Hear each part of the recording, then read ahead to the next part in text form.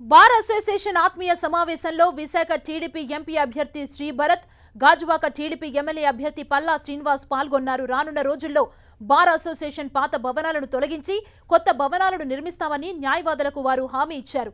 Visakha MP అభ్యర్థిగా శ్రీభరత్ని, MLA అభ్యర్థిగా పల్లా శ్రీనివాస్ని గెలిపించారని విజ్ఞప్తి చేశారు.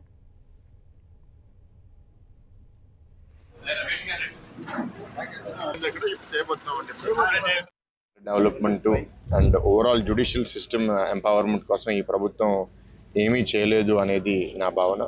అసలు ఎక్కడ కూడా అభివృద్ధి కార్యక్రమాలు అనేది ఈ ప్రభుత్వం చేయలేదు. దీనివల్ల రకరకాల ఇబ్బందులు వచ్చినాయి. ఇక్కడ వీళ్ళు చెప్పినట్టు వాళ్ళకి కరెంటు కూడా లేకపోతే జనరేటర్ పెట్టి ప్రోగ్రామ్ పెట్టిన పరిస్థితి.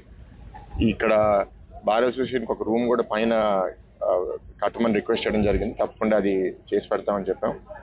అంతేకాకుండా అక్కడ వెనకాల ఒక జస్ట్ గ్రౌండ్ ఫ్లోర్ బిల్డింగ్ ఉంటే అక్కడ రెనోవేషన్ కోసం ఒక న్యూ కాంప్లెక్స్ అక్కడ కట్టాలని కూడా ఒక డిస్కషన్ వచ్చింది.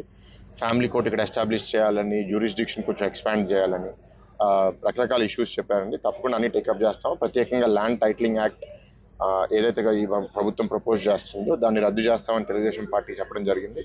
చెప్పినట్టు ఇది ప్రభుత్వం మారిన తర్వాత ల్యాండ్ టైటిలింగ్ యాక్ట్ కూడా రద్దు చేసేస్తాము.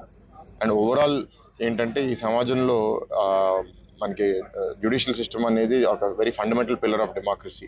సో వీళ్ళు ఎంత బలంగా ఉంటే సమాజంలో న్యాయం అనేది అంత బాగుంటుంది. కాబట్టి వీళ్ళని బలోపేతం చేయడానికి అన్ని విధాలుగా